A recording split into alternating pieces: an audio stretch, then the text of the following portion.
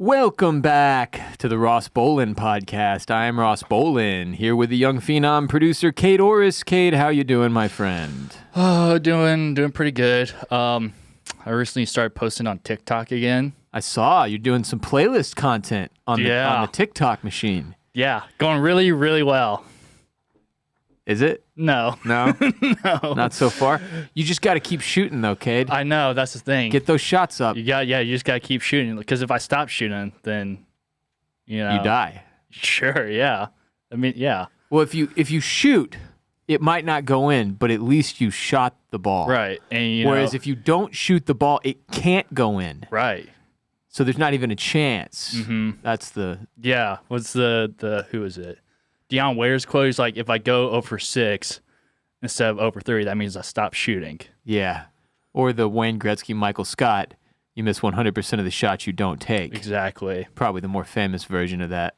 Yeah. But yeah. I think the Deion Ware's one is funnier. Same concept. Yeah. Right now you're 0 for 6. Yeah. You got to keep shooting if you want to be 13 for 25. Exactly. Yeah.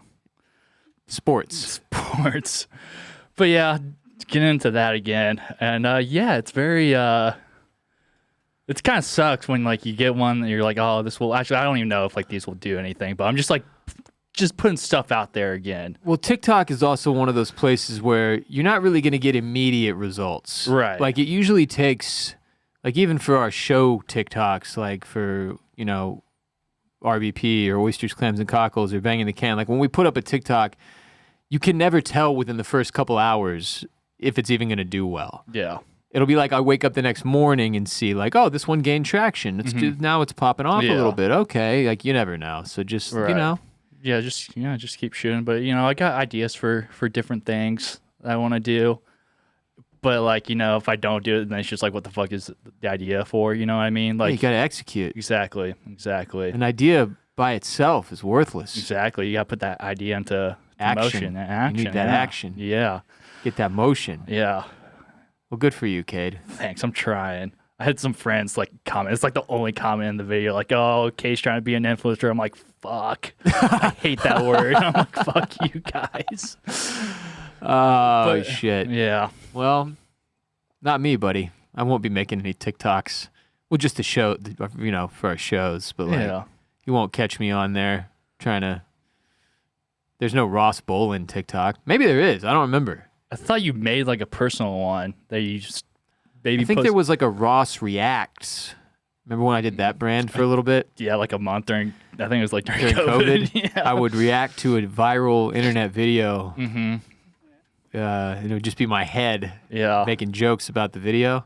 Yeah, I did that for a few weeks. Yeah. I feel like the couple...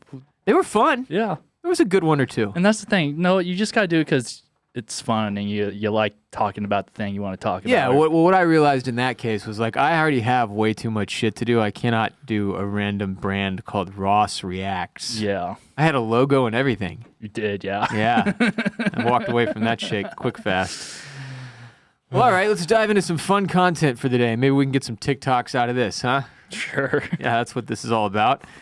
Insane headlines of the day for starters. We've got 2 insane headlines of the day today. The first one is spooky.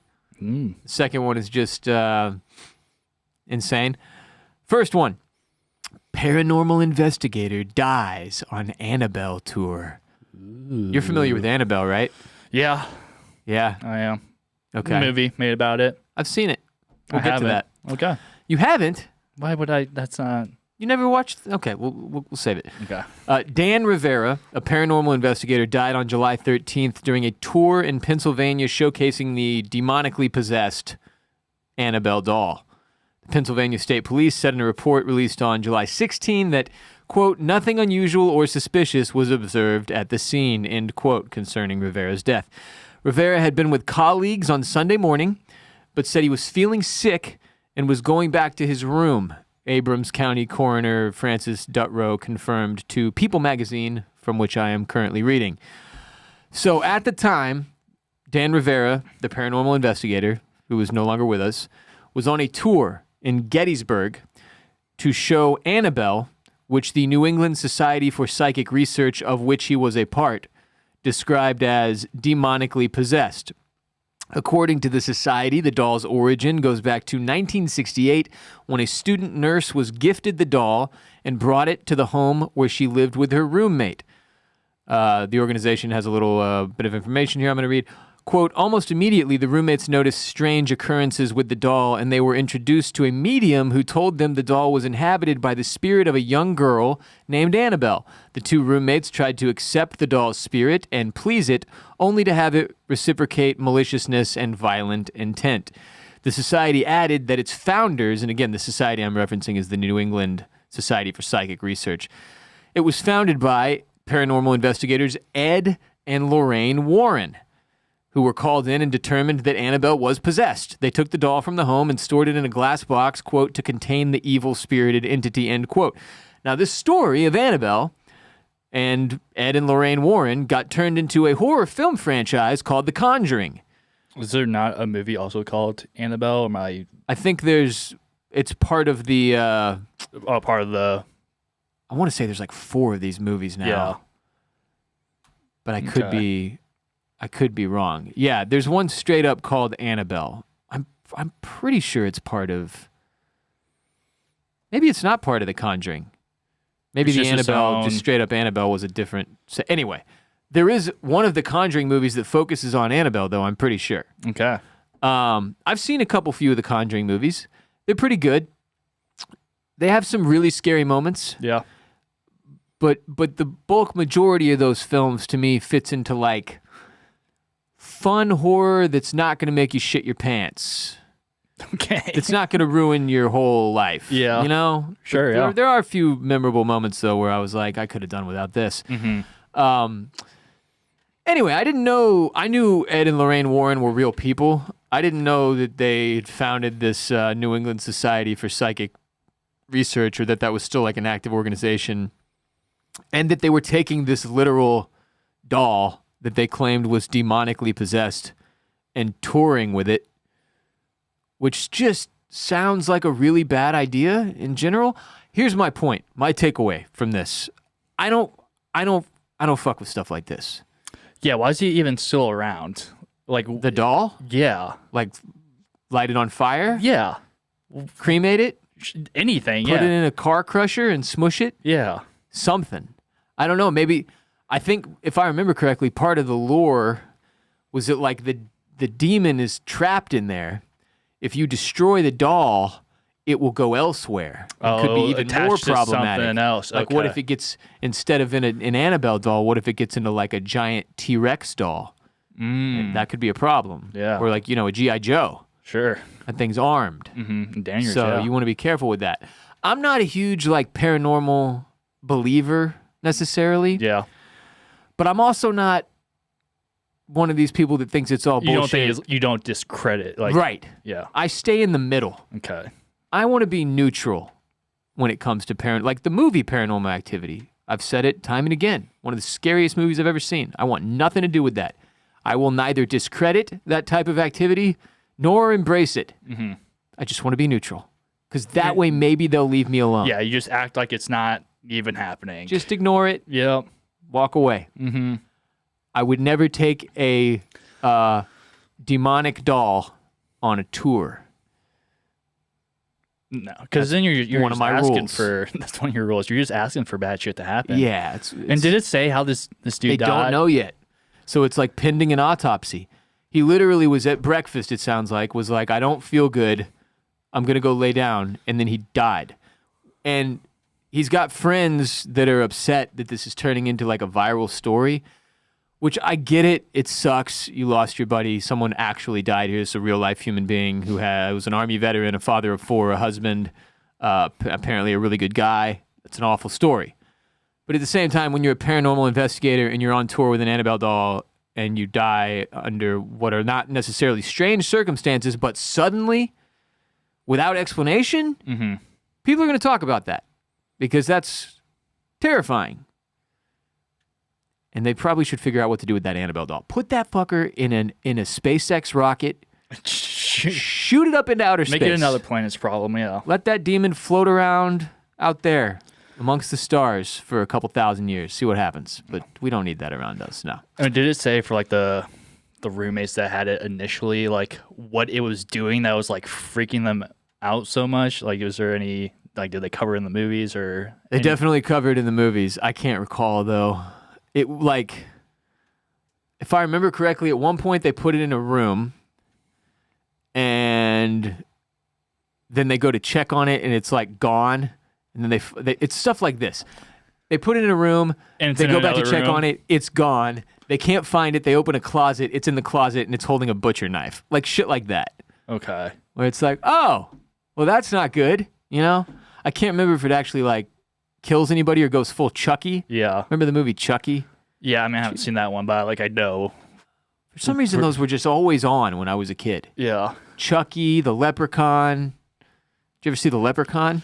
You got to see the Leprechaun, Kade. Dude, I know I haven't, but I do remember I was at a sleepover one night with like some friends, and they just like had it on like in the middle of the night. Leprechaun? Yeah. In the middle of the night? Yeah. That's not right. No. And there's a part where like the leprechaun is under a car and someone puts their hand like underneath it and like he just like bites the shit out of it or something, and it like freaked me out. I'm like, turn it off right now. Yeah, That's dude. the only part of it that I remember, and it traumatized me. What year was that? The Leprechaun. They made a bunch of them. 1992. 1992. Yeah, it became a full franchise. Yeah. Leprechaun in 93. Leprechaun Returns in 2018. Leprechaun 2, sorry, back me up. Leprechaun 2 in 1994. Leprechaun 3 in 1995. Isn't there one where he goes to the hood? Leprechaun 4 in Space Ah. in 1996. I need to see that. Leprechaun Returns in 2018. Leprechaun in the Hood in the year 2000. Okay. So I guess Space didn't work out. Came back and went to the Hood. But yeah, All right. that is one of the more absurd horror franchises you will find. There are 3 Annabelle movies, so it is its own franchise as well. No shit. Annabelle 1, Annabelle 2, and Annabelle 3. And are they part of The Conjuring? I think they are. So it's like a little spin-off. Okay, there are series. 9 films in the Conjuring universe. 3 Conjuring movies, 3 Annabelle movies, The Nun, The Nun 2, and The Curse of something. Okay. The Curse of something. Well, All right. it gets cut off for some reason. And what's tying all of these together? Curse of La Llorona. Oh, yeah. Yeah, Okay. remember that? 2019? Oh, no, I don't remember. I do kind of know the La Llorona. story of it, but 9 movies in that franchise now, dude. and like how are they all Connected? Yeah, I mean I get the Annabelle and the Conjuring, I but think like Ed and Lorraine Warren they're just are all the big connection. okay. I think they're in almost All of them? all of them. Okay. Gotcha. Huge win for them. For what's the name of those 2? Patrick Wilson plays Ed Warren. Yeah. He's famously in the film Watchmen. Yeah. And then Vera Farmiga plays Lorraine Warren. You may recognize Vera from She was in The Departed. She's in She's oh, God, okay. what's his name? What there's a lot of people in that I know movie. that's what's problem. Matt Damon's girlfriend turned fiance that Okay. then has an affair with Leonardo DiCaprio in The Departed. Great wow. character in The Departed. Psychiatrist. Oh, her character? Mm-hmm. Okay. Yeah. Anyway, shout out to the Conjuring series and rest in peace, Dan Rivera. That sucks. Terrible story, but also let's shoot that doll into space. We're done here. That was it. We got a whole bunch of movies out of this thing. If we shoot to space, then it's going to want to come back and go to the hood after. So I don't know. But we'll get at least 4 years of peace on Earth, Yeah. before it goes to the hood. Okay. And also, I trust the hood to deal with it. Yeah. The hood they dealt- don't fuck with The hood shit dealt like with that. the leprechaun. Yeah. Let me put it that way. So, yeah. Our next insane headline of the day revolves around Harry Potter. Harry Potter. Harry Potter. Yeah. Here's your headline. HBO's Harry Potter studio builds a school for child actors to attend during filming over the next 8 to 10 years. I'm going to read you some of the story and then we can discuss. This is from Variety. Warner Brothers Studios' Leavesden will be the production home for HBO's Harry Potter television series, which is it's in production. I believe it will be airing in 2027, if I'm not mistaken. It will start first season. They're building a temporary school so that the show's dozens of young actors can keep up with their studies amid filming. HBO announced July 15 that Harry Potter had officially begun production. Per the BBC, Three Rivers District Council is permitting the studio to, quote, use a series of portable buildings as a school facility for the next decade. The proposed classrooms have been designed to be used by up to 600 pupils during peak periods when large crowd scenes are shot, but typically will serve about 150 students. It will operate on weekdays between 5:30 a.m. and 8:30 p.m. so young actors can fit in their actual studies between night shoots, reshoots, and location filming. And while the planning documents did not cite Harry Potter by name, they did note the schools will be used for a significant new TV series which will base itself at the studio for the next 8 to 10 years, obviously. That is Harry Potter. The BBC added the school infrastructure will be in place for a maximum period of 10 years. So over the last several months, if you've been paying attention to this story, which I have because I do Oysters, Clams, and Cockles covering, TV and film. But also, I'd consider myself to be a Harry Potter fan. Oh, yeah. I love Harry Potter. I like Harry Potter. Yeah. I rewatch the movies usually once a year, usually around the holidays. Right. And, I don't watch them closely. Mm-hmm. Got my phone out or, I mean, you know the story. You know I've seen them 100 times. Yeah. Probably seen them all at least 10 times. Yeah. All of them. Mm-hmm. Good movies, man. Good fun. And the way they evolve from like very childish and not scary to very dark. It gets dark quick. And arguably scary. The third one is like completely tonal. Yeah, the tone shifts a lot. Yeah. And you watch these kids grow up. It's a cool series of films, right? One of the most successful in the history of movies. I only read the first Harry Potter book. Okay. I didn't like to read when those came out. Yeah. And then I think I was kind of being a contrarian. Something about everybody being so stoked about Harry Potter. I was like, man, fuck Harry Potter. Yeah. And I just didn't want to participate. Mm-hmm. I regret it. Yeah. Kids, that's one of my regrets. I wish I'd read all the Harry Potter books. Because now I feel like I know they'd still be fine, but I know the stories like the back of my hand. I'm sure there are some changes, but I feel like I need to dedicate my reading time, which is minimal, to other things that I don't know shit about, So over the past several months, they started announcing the cast. And they did 32,000 child auditions for the lead roles following an open casting call. So it wasn't just them picking out existing child actors and having them come in to do reads. It was open. So literally anybody could come and do this. 32,000 kids, dude, trying to become the next Harry Potter. And obviously this story, as it pertains to the school, is pretty fascinating. It reminds me of Oppenheimer. They're like, you got to go build the atomic bomb. And he's like, well, I'm going to need us to build a fucking town out here so that I can house all these scientists. We're going to need schools so that the scientists' wives and children can come and continue their education while we're building this bomb. We're going to need it to be a fully functioning community, Right. That's basically what they're doing for this HBO Harry Potter show. They're building a school so that these kids can go, which means they're going to have to hire teachers. Right.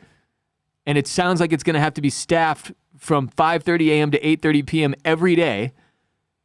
And they're going to have to it's going to have to be crazy organized because you're like the way these scenes are shot, like in between, are they going to be hitting up like algebra? Like I just don't. Yeah, probably. It's crazy. But to me, the craziest thing about the Harry Potter stuff and them rebooting it was one thing when it was movies.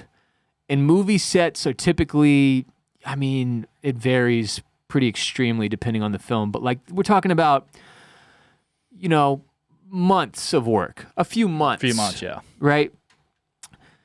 This, and then they have time off between movies. And like, I know they knocked out, 8 movies for Harry Potter's, I think. But it just felt a little more contained. Whereas like a TV show, there's so many, it's episodes, right? Right. Episodes that form seasons. I mean, it's gonna be 8 hours for like per season almost. Right. Because the first two A seasons lot more are, storytelling. Yeah. Instead of like a 2.5 hour movie. 3-hour movie. Yeah. If this is a lot more content. Mm-hmm. And so signing up for this, or signing your kid up for it, I should say, it feels like a huge roll of the dice. Mm-hmm. Like, it is such a huge commitment that I guarantee they can't get out of. Right. Like, those contracts are probably iron fucking clad. That is so much pressure, dude. For a small child, yo, the next 10 years of your life, Yeah. you're going to become one of the most famous people on the planet, and you will never escape this. It's forever. Because I feel like with the first movies, like, I mean, yeah, the books were popular, but like now you're going off of the books and the movies, and you have like all this pressure on you to live up to Daniel Radcliffe. Yeah, it's and, even and all of worse. them. Yeah, It's even worse. The movies are universally beloved. Mm-hmm.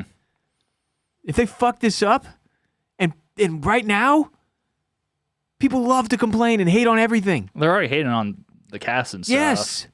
This is a toxic job Yeah. to take on. And like, I hope they crush it. I genuinely do. I hope I get to watch this and love it and cover it. But fuck, dude, that's so heavy. I never thought about it in the context of like, well, I guess when I got a little older, I remember reading about like Daniel Radcliffe, like he had a hard time, man. He was like drunk filming one of those last 3 movies. I think like, 4 or 5, he was like, He's a mess. Yeah. Like on set. He like had a serious drinking problem. If I recall, I believe he's like sober as a result of all that. But yeah, dude, it's almost borderline not worth it to me. Mm-hmm. Like, I get it. Y'all are making like generational wealth and changing these families the course of their lives forever or whatever. But like, there's no way a kid can possibly understand that commitment. no. Like, I'm trying to imagine asking my 6-year-old, like, hey, do you want to go be Hermione Granger for the next decade? We're going to go have to live on this set, and you're going to go to school in between shots, and everyone's going to know who you are, and you'll have to have security for the next 30 years. Like, I don't know, man. They better be paying these kids really well. And it better be done in a way where it's not just their parents that are able to take it and run with it. Right. You know? Which can be the case in a lot of these situations. Jesus, a whole 600 pupils during peak periods when they do like the big shots of Like in the dining hall. the dining hall and shit Yeah. like that, or they have the fucking Quidditch Cup, Yeah. shit like The that. Quidditch match, yeah. It's a lot of kids, dude. Mm-hmm. All going to Harry Potter school. Unbelievable. Oh, man. Yeah, HBO desperately needs to not fumble this bag. This needs to be really, really good. Do they know if you're going to fuck with Harry Potter again, Yeah. you had better make it worth it. Do they know who's like show running and directing and all that? Well, I guess directors I think they are always do. different for the most part. But it's okay. The series showrunner is Francesca Gardner. She's also going to write. Mark Mylod will direct multiple episodes. Mark Mylod of Succession fame. Well, that's a good sign, at least. Yeah, but that Mountainhead movie sucked dick. He did that too. So he needs to get back on his A game. Yeah. And also him directing multiple episodes that's not that big of a commitment. I imagine this is going to be like an 80 episode show. Yes. So I saw they were filming the first 2 seasons back to back, and I don't know what they're doing after that. But Okay. I mean, because they gotta get them like while they're still like, because if you do like the Stranger Things route, where you take 9 years to do 5 seasons or however long it's been, these kids get old, man. They're going through. You got to be careful. Growth spurts and Stranger Things is absurd. I watched that trailer. yeah. There's a bunch of 20-year-olds. I don't know what's going on. I'm hoping that they'll do like a little time jump. They need to do a time jump. They can't be like fucking. Yeah, it makes no sense otherwise. Yeah. So I don't know, but yeah, you can't run into that situation that Stranger Things is going through. One of the writers for this Harry Potter TV series, Andy Greenwald, who apparently did not like the idea of a rigorous adaptation of J.K. Rowling's books, despite admitting that it would be successful, and admitted to not having finished reading all of the books, which I'm sure Harry Potter fans are all over his ass for saying that out loud. Why would you say that out loud? You just keep it to yourself. Just keep it to yourself. Yeah. And then lastly, with Harry Potter, the TV show, I'm just really curious how they're going to differentiate it. Because you don't just want to do the same thing again. Right. And you have, as we said, a lot more hours worth of content to flush things out. Mm-hmm. So I'm just really, really curious what the plan is there. It's probably the most intriguing thing about this to me is like, how will it differentiate itself from these incredibly well-known movies? And also, because they have more, like, in the movies, they had to leave stuff out from the books. And as we've seen with even things like The Last of Us, which is a video game adaptation, bro, people lose their minds. When you change something. Yeah. When you change stuff or when you don't do justice to stuff, they feel you didn't do justice to stuff. It's a dangerous game, this IP reboot thing that Hollywood is currently obsessed with. So we'll see what happens with Harry Potter. The racists are very upset that Snape is black. That's been probably the biggest storyline so far, other than the fact that they cast Dumbledore is... yeah. Oh my God, what's his name? Pop into my head. John Lithgow. Mm-hmm. And he's like 87 years old. Oh, yeah. So people are like, God damn it, he's going to die. I think, didn't that happen with the original Dumbledore too? So he's 79. He'll be 89 when it finishes. If it finishes in that time. In the 10-year window, which God knows that's not very likely. Mm-hmm. These big budget epic shows tend to take more time than they were originally thought to take. Right. So we'll see. It's one of the more interesting storylines in Hollywood right now. The whole Harry Potter development thing to me is fascinating. I'm looking forward to seeing more details like this, like them having to build out a school that can house 600 students. While they're building another school for wizards. Witches and wizards, yeah. Yeah, is absolutely nuts. This show is also sponsored by Liquid IV. I've been spending a lot of time at the pool this summer. Got a couple of short beach trips planned at the end of this month and in August. Very stoked for those. But being out in the sun for hours at a time, my main priorities are sunscreen to protect my white ass and Liquid IV to keep me from getting dehydrated. No matter how hot your summer gets, Liquid IV can keep you hydrated for the adventures ahead. The summer heat means it's the perfect time to try their new Arctic raspberry flavor. Plus, Liquid IV has sugar-free solutions powered by Live Hydroscience for smart hydration.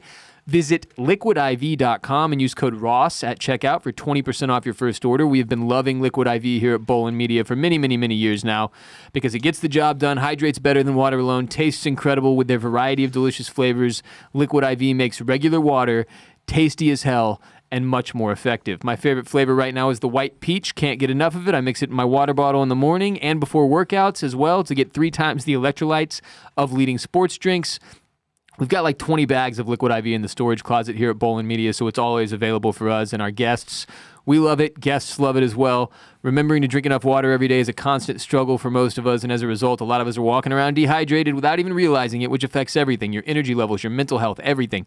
Liquid IV has you covered all summer long. You just dump one of those little Liquid IV packets into your water so that it tastes 3 times better with 3 times the electrolytes of leading sports drinks and is significantly more hydrating than water alone.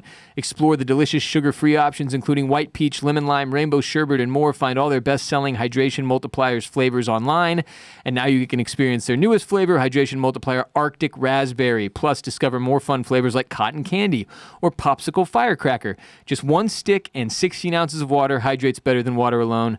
Powered by Live Hydroscience, an optimized ratio of electrolytes, essential vitamins, and clinically tested nutrients that turn ordinary water into extraordinary hydration. 3 times the electrolytes of the leading sports drink. 8 essential vitamins and nutrients, always non-GMO, vegan, gluten-free, dairy-free, soy-free. Squeeze the most out of your summer with Liquid IV. Tear, pour, live more. Go to liquidiv.com and get 20% off your first order with code ROSS at checkout. That's 20% off your first order with code ROSS at liquidiv.com. We're going to close out today with something a little more strange somehow than the rest of the show. Okay. It's Ross's Reddit Reads. What I like to do, and I've done for, this is our 3rd segment like this? I believe so, yeah. Over the past couple months.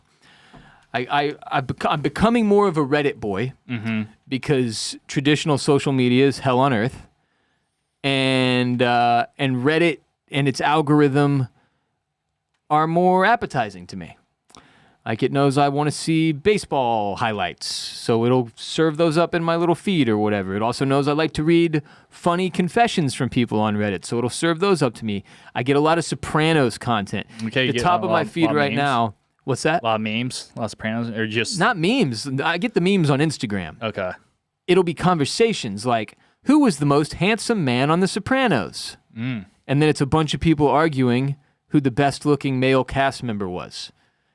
Which that's a random example, but it's just random Sopranos shit like that. Okay. I get a lot of that on Reddit. Anyway, I always stumble across things that I'm like, what in the living hell is this? Reddit has some of the strangest shit you've ever seen as far as like confessions and stories and relationship advice and questions. And so I've got one for you today. You get this from the confessions thread, Yes. subreddit or whatever? I would note, since I took it off there, it has been deleted. Oh, wow. So I'm not going to read usernames. Okay. All right.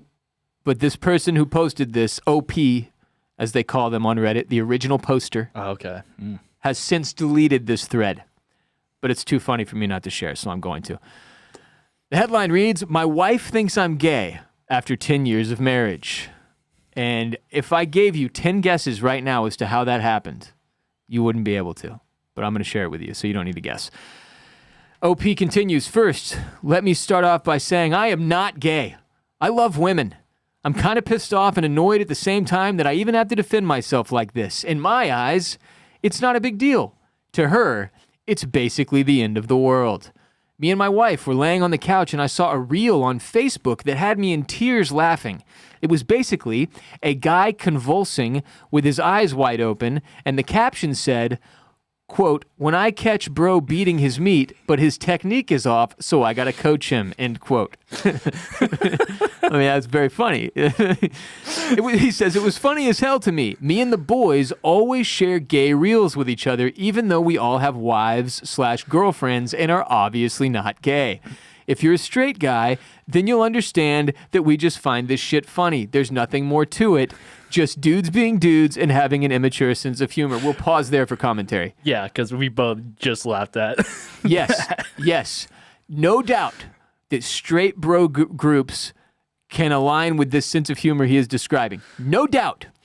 But the fact that he uses the words, "me and the boys always share gay reels with each other," makes it a little less average to me. Because, like, that's a funny-ass reel. But if one of my friends in the friend group was just constantly bombarding us with reels in that vein or lane, I would be like, come on, dude, what are you doing? This is, like, you got to sparse these out. Yeah. There needs to be a ratio in a straight group text that leans heavily towards straight so that then you can work in a gay reel now and then. Yeah. You know? So, okay, last line of that paragraph was just dudes being dudes and having an immature sense of humor, which fine, right? He says, "I showed her the reel," his wife, "and she just said, quote, kinda sus, but okay," end quote. "She really didn't find it funny. She said, 'Why do you guys always send each other stupid shit like that?' I reiterated that I thought it was hilarious. I've started telling her how dudes are wired differently, and we tend to find more immature, outlandish things like that funny. Everything was fine until I decided to tell her what happened back when I was a teenager. Oh, no. Big mistake." Now, this is where things are going to take a bit of a turn. He says, "I'll give it a quick summary. I'm 28 now, and this happened when I was 15 or 16. I was hanging out with the squad. That's what I used to call our friend group. There were 8 of us. We were chilling, blasting music, smoking weed, roasting each other, just vibing." Sounds fucking awesome. My boy Wes pulled out a laptop and went to Omegle. Now, I didn't know what Omegle was, but it sounds like it's the same thing as chat roulette. Yes. Where you get on and you're matched up with a random person on their end of their computer with their camera, and you can chat, right? Okay. So my boy Wes pulled out a laptop and went to Omegle. 2 or 3 of us were using Omegle at a time, and it kind of changed hands randomly. For the most part, everyone was just focusing more on socializing with each other than the laptop. So to stop there and explain this for people who are like, what?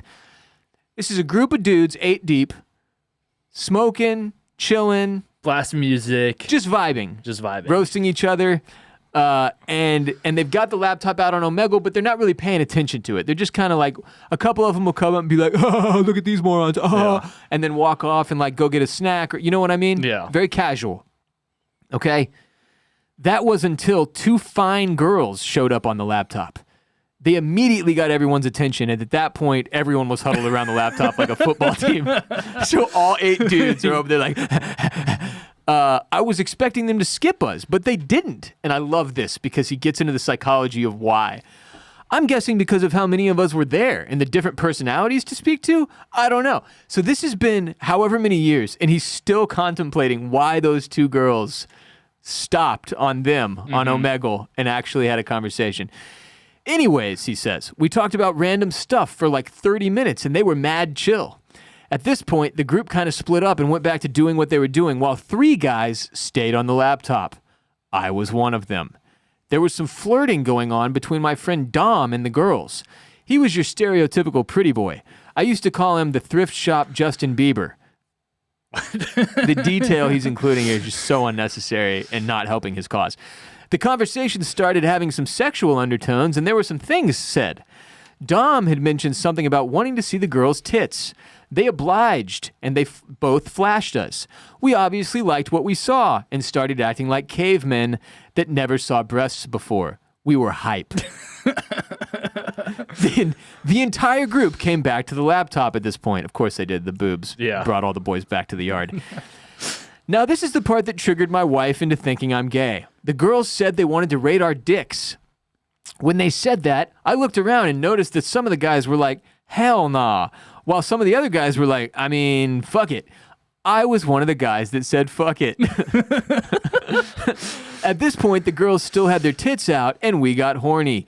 Keep in mind, we were young guys, and our testosterone was raging. 5 of us agreed, while the other 3 left the room. So 5 of the 8 decided, like, yeah, we'll take our dicks out. He continues. We pulled our pants down and all stood side by side in front of the camera. The girls were talking dirty to us, and we were hard and jerking off. The girls went down the line and gave each of us a dick rating. We obviously weren't staring down at each other's schlongs, but it was impossible not to see what was beside you. Again, I have no idea why he would include some of these details. They were sticking their tongue out and swirling it around in front of the camera, and we just kept jerking off. I think one of his voice techniques were off, so he had to coach one of them. Take it full circle. He says, none of us finished or anything, but it was wild. Like, all right, thank you. Anyways, they ended up skipping us, and we pulled our pants up fast. We all collectively started laughing and instantly made jokes like, nice dick, bro. To this day, we have nicknames for each other. My boy Caleb got rated a 7, so we called him Sev. It was funny as hell, and it's forever a part of the dumb shit our lifelong friend group has done together. Okay, I'm going to stop here momentarily. There's not that much left, first of all. But, like, telling a version of this story that is simplified, I don't think gets him the accusation of being gay from his wife. Telling it with all the detail that he's including, such as, to this day, we have nicknames for each other because of this experience. My boy Caleb his dick got rated a 7, so we call him Sev. That was a mistake to include all these details, man. And it's like such a formed memory in his head. Like, dude, so much detail. Like a lot. He continues, my wife was instantly disgusted and started calling me gay. She sounds like a lovely woman. What the fuck? I'm like, are you serious right now? I couldn't believe it. I wasn't trying to be rude, but I was kind of chuckling at how ridiculous her reaction was. She literally thinks I'm gay or bi now. I didn't take it serious at all. I ended up calling Dom and talking to him on speaker. I told him that my wife thinks we're gay because of what we did, and we both just laughed. She got even angrier and was saying that she needs a break from me. She's staying with a family member now. I have no idea what the fuck to do. I am not gay, and there's nothing wrong with being gay. It makes me cringe with the thought of doing anything sexual with a man. It makes me sick to my stomach. Again, there's nothing wrong with people who choose that lifestyle. I am 10,000% not gay. Okay. Well, if you have to say you are 10,000% not gay, you are at least 10% gay. He says, "This is the dumbest shit ever. I'm at a crossroads here because it's like no matter what, she's set on me being gay. Can someone please help me figure out my next move? Please," all caps. "Ruining a marriage over this stupid shit is insane." First, I'll read you the two best comments. One, I mean, did you guys say no homo first? And then two, you couldn't waterboard that story out of me. Holy shit. Which basically is how I feel. First of all, these two people probably need to get a divorce anyway. This sounds like a terrible marriage. Right. Like, come on. What? And you probably need to analyze, OP needs to analyze his storytelling strategies. Mm-hmm. You know? It's good to have details in your stories, but no, not too much. You know And why on earth? His wife accuses him of being gay because of this, when I catch bro beating his meat, but his technique is off, so I got to coach him. Yeah. Instagram meme reel, which is funny as hell. Yeah. And totally normal to laugh at. And Right. everyone on all parts of the sexual spectrum should find that equally funny, in my opinion. The fact that his response to that accusation was to then tell her the gayest story he has had. Beating off with 4 other friends on Omegle and getting their dicks rated is insane. It's like he asked for it. How was that story going to help your argument about the gay content you guys send each other? Just absurd. And that is why I love Reddit. Because people can come on there and anonymously report shit like this that otherwise they would never share again, except with apparently their wives. If you're Right. this guy, God help him. Anyway, I was damn near crying laughing at multiple parts of this. I'm kind of curious, like, now this sounds gay. But, like, what were the other ratings? Like, we just know, Caleb got a 7. Why only share Sev? Yeah. What did you get, dude? Tell us about your dick. But holy shit, man. You can definitely see why he deleted it. Yeah. You know? Was he, like, getting, like, were the other comments just, like, roasting the shit Oh, out he of was, him? he was getting destroyed. Yeah. He was getting it from every possible angle. It was highly entertaining, but my God. Yeah, so that was Ross's Reddit read of the day. I hope y'all enjoyed that one. One of my faves. Every time I come across one that like genuinely cracks me up, I'm going to try to save it so I can do it on the show as a segment at some point. But maybe next week we'll do Most Handsome Man on The Sopranos to just keep the gay theme running, you know? There we go. Damn, I need to get on Reddit and see what kind of things come up across mine. You do. And final comment from me. Just, I guess, you know, we have a small section of our audience that's women. Girls have a version of this, which was honestly a lot of the comment section was like girls doing like borderline gay shit with each other, like in high school and early college. They have like a version of it that's just much less stupid. Yeah. The dude stories you hear like this are always the dumbest fucking thing you've ever heard in your life. Like, this is just ape behavior, you know? Caveman behavior. Like, as he put it himself. Like, it's caveman behavior that is a serious problem, especially when you're going through puberty and like in high school and early college. It never goes all the way away. Like, I still have moments where I feel like a caveman, you know? Mm-hmm. Like, there's like fucking historic instinct that taps into my brain at times. But you get better at controlling as you get older. Anyway, the point is, I do remember hearing stories about like borderline, latently homosexual activity that dude friend groups would participate in and not really mean to be gay. Mm-hmm. And it was always funny to me. Like, I'll throw a random one out there. Oh boy. Because this is probably not all that uncommon. I knew, suffice it to say, it was 2 dudes who were friends, close friends, and they were in the backseat of a car with a girl who I guess liked both of them and went skiing. Okay. A double tug job. Sure. So they both got tugged off at the same time, 3 feet away from each other with the girl sitting between them. Stories like that. Now, that one's not so bad because at least it involves a female. Right. Well, I mean, this one does too, technically. Yeah. But through the computer, which Right. is a layer of, removal there. Anyway, you hear, I just, it's good that we have Reddit because grown men don't share stories like that. No. They need a place to pour those out, and Reddit is that place. Because otherwise, I would never get to hear anything like this ever again. No married father with kids is sharing the time that he jerked off with his 5 friends on Omegle and got their cocks rated and caused his wife to think he was gay and potentially divorce him. No one's telling that story. So No. that's it. That's all I got for today's show. Appreciate y'all. Thanks for being here. Hope you enjoyed it. Hope you had fun. Follow us on social media. Search the Ross Bolin Podcast on all the social platforms. Follow producer Kade at Kade Orris. I'm at WR Bolin. We're also on patreon.com/Ross Bolin Podcast with another ad-free episode this week where we take a bunch of hotline calls from listeners. We also discussed the viral story about the tech CEO who got busted having an affair on the Kiss Cam at the Coldplay concert. We had a lot of fun with that. What else did we talk about? Shane Gillis. Shane SBs. Gillis hosting the ESPYs. We talked about the Odyssey IMAX showings getting sold out a year in advance, and then took a bunch of hotline calls and responded to those. Patreon.com/Ross Bolin Podcast. Get on there for more RBP. We do an ad-free episode every week that is exclusive to Patreon.com/Ross Bolin Podcast. Support our sponsors. Check out the links and the codes in the description of this episode. Until next time, remember, you are not alone. Peace be with you. And also with you.